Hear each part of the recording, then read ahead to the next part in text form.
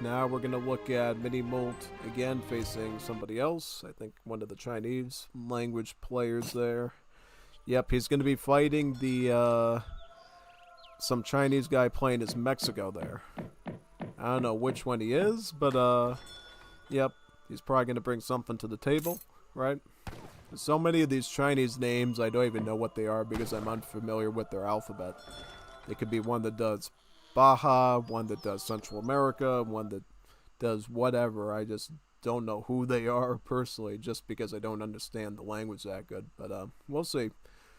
Mexico versus China can go in many different directions. I think in general, if he is going to go Baja California, he has to make sure that he's impactful. That he basically goes in deep against minimoult and punishes him hard. Because if the steamrolling of Ba doesn't work, then obviously it seems like China's going to win it. Yeah, because I think we saw that in a game before where Baja just wasn't able to consolidate enough stuff and then they just fizzled out. You know, that's sort of the way that the Baja California revolts work, you know. They start strong, and yes, he did build a trading post here too, so we know the Mexico is going with some sort of revolt. That is confirmed. Once you see a trading post, revolt is pretty much guaranteed to you in some shape or form. But yeah, no, just saying, in general, that's the way Baja California revolts work. They start very good, very scary, and if they don't get something done very quickly, then they just fizzle out and they're like laughable. Yeah. So Mexico is going to be picking up their first card here, Alondiga de Granditas. Very nice. So that'll be his first shipment there. So what this deck says to me, he's either going to go with one of the basic revolts like Bauer or Central America, or he could be going for an Age 3 revolt of some kind, you know? He could be. You never know. I mean, he might be going in the direction of Rio Grande or Yucatan. You have no idea. At least from what I'm seeing, he's sort of going in that direction, yeah. So let's see what he does with this Hacienda here. Yeah. Typically in these matches, 1v1, the Mexico will take their hacienda and stick it middle map or wherever they plan on attacking from. And there's a specific reason for that. Because you can actually receive shipments to your hacienda. So it sort of just becomes like a huge giant supply depot to receive your shipments from and attack your enemy.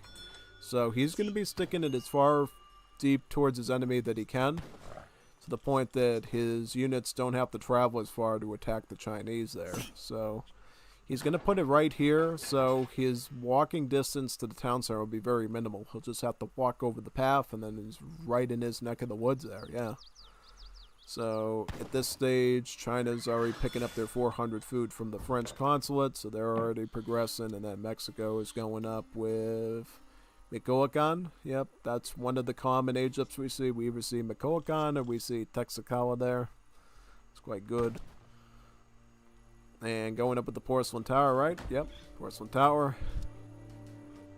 They're probably going to open up with Step Riders again, just like they did against Toro, I would imagine. So that part should be pretty much the same, I would assume. Yeah, pretty much. Exactly.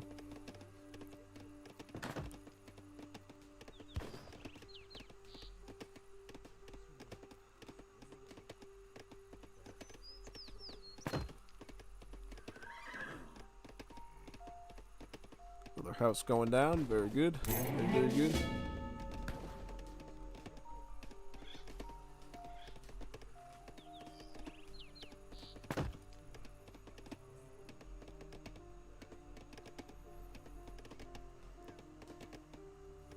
Mande, Presidente.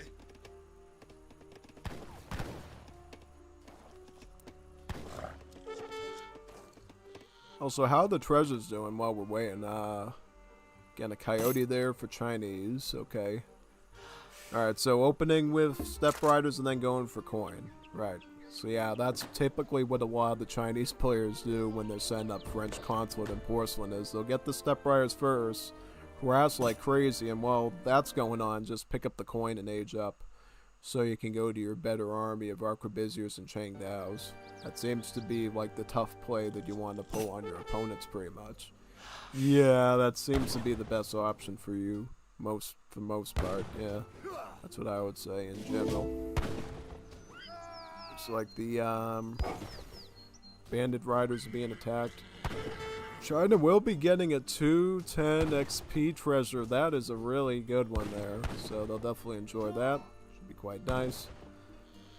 Whereas Mexico's going 700 coin, 3 chinancos, 10 insurgentes. Wow. Okay, so they're going for a rush. They're going for standard Mexico here. They're not going for any sort of revolt, it looks like. Nah. Okay. Okay, I mean, I just don't know what you're gonna get, though. Well, I mean, he can try to push them deep with the soldados, with their high siege. That could work. But he's gonna have to work pretty quickly here, though, honestly. Yeah. If you can, try to... Idle. Idleville. Hey. Hey. Do something with these vills. Alright. There you go. Okay. Yeah, that's always bad when you're idling vills like that. I suffer from that, too. People have said that I've idled vills for too long because of the way I play, and they go like, I cringe every time you let vills idle. And I'm like, I'm sorry, man. This the way I play on this little laptop, you know? But, yeah, here comes the Shinanka Riders. Shinanka Riders do have multipliers against cavalry, heavy cavalry, so they do counter the Steppe Riders theoretically, and that's why they... With only 3 of them, they sort of just cream more than half of minimoult's shipment there. That's why. And now the soldados are moving on to the Chinese. He's throwing them onto the village. He's trying to take out his village there, so he houses them, so he can't send any big bad wolf shipments out. China will attack him with 2 canoes though. So unlike the Mexico that was there the other day, he actually did finish the siege. And now the Chinese player is down to like 10 population, which is insane. Alright, he's gonna send the Shinanka Riders. Hey, get it. Oh wow, look at the nasty pathing. That's some of the nasty pathing in this game. He like really was stuck in that explorer and he couldn't even reach the archer there. Not good. Okay, takes out the coyote. He's gonna, oh man, oh boy, town center gone. Alright, so what now? I mean, it looks like this Mexico has no food. Or no, that's China. Okay, so it's Mexico. He's shipping in about 6 spies, right? Training up more soldados right now. What's his game plan here? Because he just lost his cavalry. He's got about 6 spies now. Why did you not go Saltatores first? Because that's sort of like a decent skirmisher. I don't know why you would go with the spies there. That's a little bit concerning, honestly. I would have personally went with the spies, I think, because I think that would be a little bit more reliable there, but who knows. Alright, so at this stage, we are approaching H3 with the Chinese. They got their arquebusiers, they got their leftover canoes. They're breaking relations with France finally and going with the Brits, so they can pick up about 9 redcoats with the British. Yeah, absolutely. And then after that, I would presume meteor hammers or arquebusiers. Yeah, that would be my best guess there, I would say, because he knows at this point, once the 3 Shinanko shipment is gone from Mexico, the odds of seeing cavalry again is pretty slim. So your biggest threat is probably going to be the infantry. So you either go meteor hammer or arquebusier to handle that appropriately, depending on which sort of infantry you're expecting to deal with. Yeah, basically. It's definitely...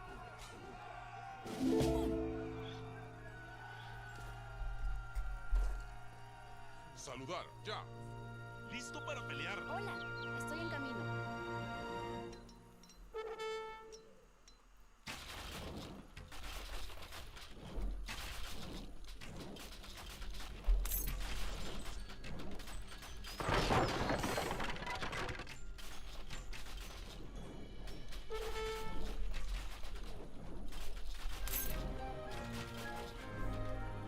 Yep, the sieging of the Hacienda there, not looking good.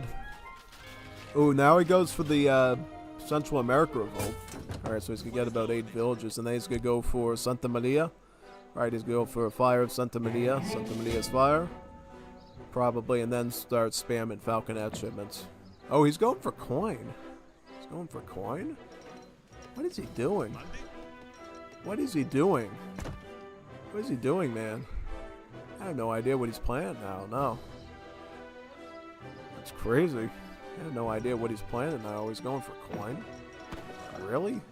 Okay, I guess he's trying to mass up numbers, but still. You need... Alright.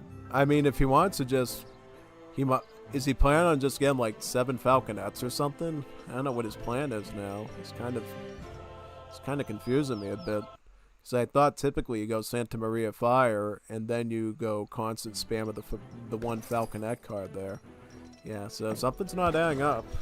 It's not adding up to me, at least. We'll see, though. I mean, could be anything, but beats me. That's all I'm gonna say. Yeah, absolutely, absolutely. Yeah.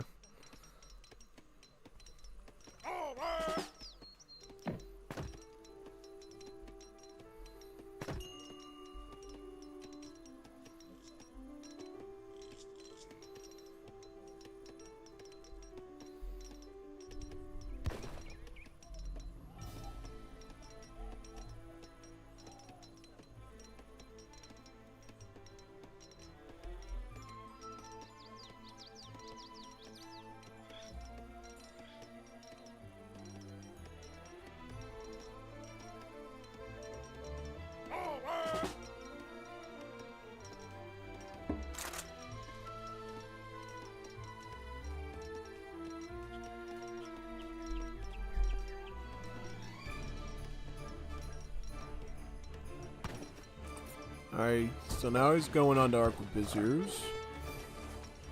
No, not Saltatores, because that's a skirmisher, and that'll even out a bit against the Arquebusiers better.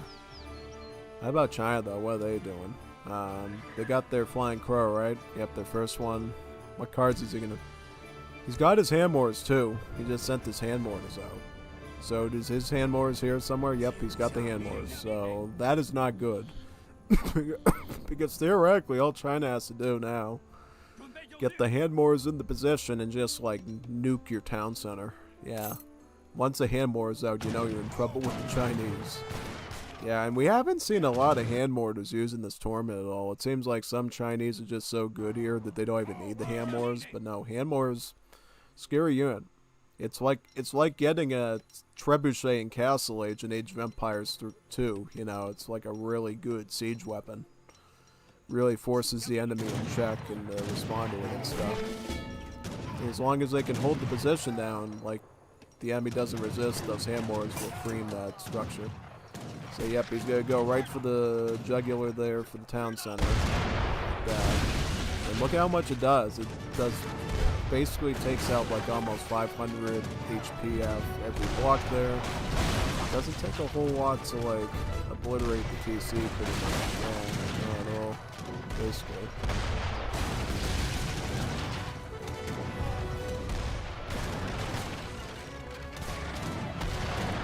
TC's going down, very good. Perfecto, yep.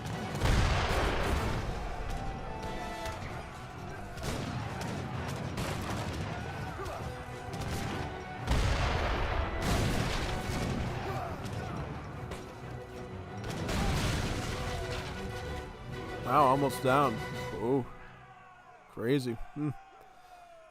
GG. Looks like minimoult is indeed a very strong China. Yep. I feel like, though, with the Mexico probably... I don't know. I think he probably should have went with the Central America revolt from the get-go, and it would have done better. I feel like his refusal to go for a Central America right away is probably what did him in there. Because he just didn't have... tough, he just didn't have a tough, hard, tactic there to win that, no. I think that's where he probably suffered a bit, you know?